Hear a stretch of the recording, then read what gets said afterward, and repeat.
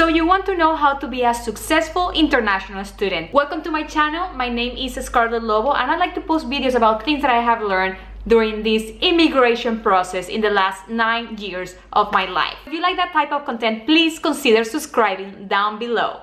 Today I'm going to tell you the 8 things you can do to have a successful experience here in the United States as an F-1 international student. So let's get it started. Number 1, pick a STEM major. What is a STEM major? It's science, technology, engineering, and math.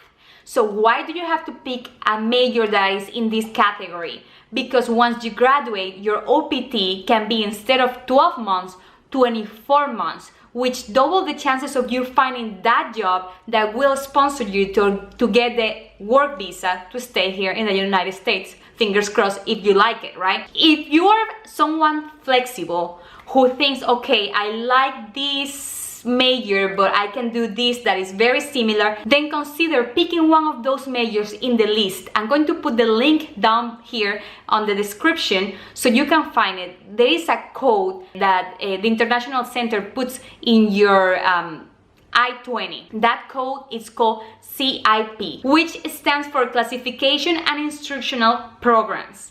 So you want to make sure that your major will have a number in that list. For example, for me, I graduated as a broadcast journalist. If I would have picked another major that was very similar, which was multimedia communications, it would have been in that list. And instead of doing 12 months of OPT, I would have done 24 months, which sounds great to me. So don't make the same mistake I made. Of course, if you are someone who, you were born and you were like, I knew I wanted to be a teacher, I knew that I wanted to be psychologist, then don't worry about this. But I think if you are someone flexible and like me, you have another career that is similar to one that is in that list, you should consider just switching to that major. Number 2, see an academic counselor. So an academic counselor is someone who knows everything about the classes offered on campus, about the majors, and it's going to guide you in the right direction of the classes you should take in order to graduate or to transfer to another university. The counselor will just give you advice, so it's up to you if you want to take the classes he or she says. They are 99% of the time free. These are offered by the school, and actually it's not technically free. You are paying for this service when you enroll in classes. So make sure you take advantage of it. Go see the counselor at least once every semester to make sure you are in the right path to graduating on time or to transfer. However, like I just mentioned, make your own judgment. I remember when I saw my counselor in my first semester at the community college, she told me to take my second semester here in the United States, when I had not been here for even a year, to take an history and political science class at the same time. It was so hard. It was so hard to take those classes. I didn't know anything about the Republican and the Democrat Party. I didn't know about the presidents of the United States. I was so new here in the US. I struggled so much. It was not worth it. I think that was a horrible advice. So that person can tell you X, Y, and Z, but it's up to you to analyze and see, is it convenient for me? Like, you know yourself more than anyone else. So make sure the decision you take is the wiser decision for you. Wiser decision? Yeah. Number 3, after you know what classes you're going to take, go to the website Rate My Professor. That website will tell you the reviews that professor has, like if it was something that you are buying online. It's so useful. You can see if that professor has the teaching techniques that you like, if that professor is realistic with the assignments he or she give to the students. So it's a great tool. I never took a professor without checking this website, and you can see there like faces, like if it's like the red face is bad reviews, the green face is good reviews. I think it's a great tool. I don't know if other countries have these type of websites.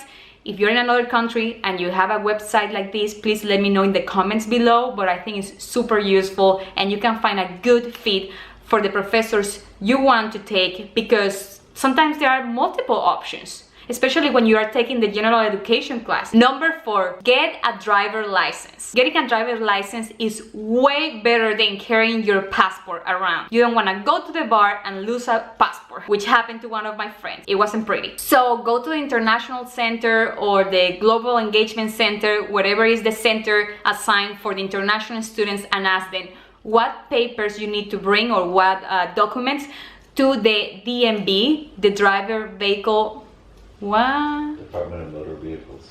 The Department of Motor Vehicles. And make sure you bring everything, because a lot of people go there and then they don't have all the paperwork and they are sent home. And of course, make an appointment before you go there. American says that going to the DMV is a nightmare. I didn't think it was that bad, but it can be a lengthy process. So organize yourself, make the appointment, and bring all the documents. You have to take a written exam and then you have to take a behind the wheel exam. To study for the written exam, I just watch a lot of YouTube videos about the California DMV test. I don't know if it's the same for every state, but look up online, see what videos they have. Number 5, so if you go to the International Center to ask what documents you need to apply for a driver license, then also ask where is the scholarship center on campus and where is the tutoring center on campus. So why the scholarship center? I don't think I shouldn't even mention this one, but for some people it's not that obvious. You should apply for a scholarship every single year, multiple times. There is no excuse. This is free money. Sometimes not that many people apply, and they are even looking for people to give this free money. Sometimes the requirements are only to be a female or only to be a dad or a mom. So make sure you are looking at the opportunities. Make sure you look around, see what options you have, what scholarships you can apply to, and apply. You have to write sometimes an essay, but how many hours? How many hours does it take you to write an essay? Maybe like 8 hours, and you get $1,000. That's more than getting $100 pay an hour. The tutoring center is like the academic counselor. You pay for this service on campus when you pay for school. There is not an option to get that deducted because you think you're not gonna use it. So make sure you get all your assignments reviewed by a tutor before you submit them to the professor. I did that for every single paper for my English classes or my journalism classes, and it helps a lot. Number 5, ask in the International Center what are the requirements to work on campus. So as an F-1 student, you can't work unless it's on campus. And why do I think you should work on campus? Multiple reasons. Number 1, to make friends. You will meet so many interesting people when you're working. Try to work at places like Starbucks, the library, maybe the cafeteria if it's a place you like, so you can meet a lot of people from all majors and you're interacting with them, and sometimes you don't even talk to them that much, but then you run into them when you take a class, and then you're like, oh, this is the person that takes the Frappuccino at 7 a.m. every day, blah blah. I'm gonna say hi because I haven't seen that person so many times, and now we're taking a class together. So to make friends, it's very useful to have a job on campus. Number 2, and probably even more important than making friends if you wanna stay in the United States, is that you will get a social security if you get a job, and you will also get a social security if you graduate and want to do an internship. However, when you apply for a job on campus, they are going to wait. It's like they have gone through this process so many times, and they are fine with it. They are like, okay, you know, it's fine if it's gonna take 2 weeks or 1 month. So it's better to have that social security for the very beginning. Also, when you get a social security, you can get a credit card sooner or later. Why do you need a credit card? Well, to build credit. Here in the United States, having credit cards is not like in other countries where it's like a bad thing. You don't get much benefits from it, and people just see it as borrowing money that you don't have. Here in the United States, the credit cards are used most of the time, or many times, or one of the popular reasons they are used is because you build credit when you use that credit card. And that way, when you want to buy an iPhone and you want to finance it, or when you want to buy a car, they can see your credit and they can see, oh look, this person have been paying her or his credit card every month on time. So it's a person that is responsible with money, and we're going to approve this. So make sure you have your social security early on. And why do I say that you have to ask in the International Center? Because, for example, for me, when I went to my community college, they told me that I couldn't work on campus unless I had completed one semester.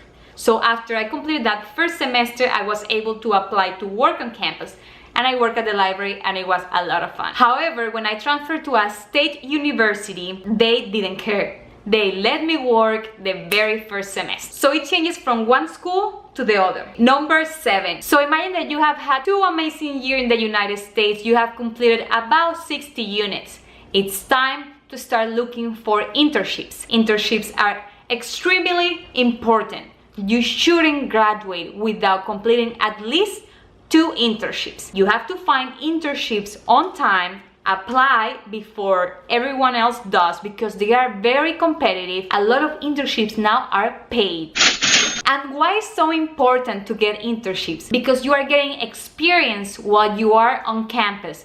Because those employers, they think you don't know anything, and they're gonna teach you the foundation, so when you graduate, you already have something to put in your resume. Another good reason is because you want to open those doors and maybe get a job opportunity once you graduate there at that company. So make sure you get internships at places where you want to work in the future. Try to be close to the people that have that job that you want. And don't be lazy, don't be picky. If your boss at the internship tells you to go get coffee, photocopies, whatever it is, like an assistant, you go do it. But make sure you are meeting people around, make sure you are building those connections, and make sure you are giving a good impression about yourself. One advice about these internships that I can give you is that you have to read the culture of the company. If it's a surf company, then you probably won't be wearing a tie or a dress and high heels, right? So read the culture and try to dress like the people you work with. A lot of these companies, when they hire an intern, they don't expect them to dress that well. But you are not going to be one of those, right? You're going to dress nice and dress to impress, how they say.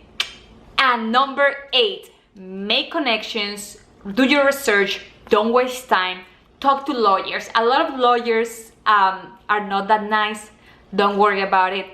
Call one of them, spend like 20 minutes talking to them, and when they tell you, hey, I charge for a 1 hour meeting, okay, you are like, okay, I'll call later, and then you call another one and ask the other questions you have, and you know, try to not spend money when you don't have to. So far, I have been here in the United States for 7 years. I haven't hired a lawyer yet to do any of my paperwork, and I have done the OPT internship. However, make sure you are not wasting time. Don't wait till the last year to be like, what am I gonna do? Like, how I'm gonna stay? I really like the United States, because you know, after spending 4 years of your life, probably in your early 20s, you have built so many relationships, you have a routine, you love this country, or you love the neighborhood, whatever it is, and you don't want to leave. That happens a lot. So make sure you are being proactive and you are meeting the right people, you are learning the right things, so you can find a job to sponsor you, or that alternative, so you can stay here in the United States. And that's all for today. If you enjoy or found this video helpful,